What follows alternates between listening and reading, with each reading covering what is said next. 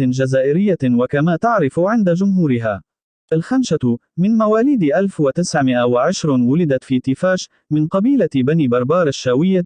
بدأت حياتها الفنية في سن العشرون وتميزت بطابع بموسيقى شاوي المحلي. اشتهرت بأغانيها الحاملة في طياتها معاناة مرارة الاحتلال الفرنسي للجزائر. جل قصائدها مديح.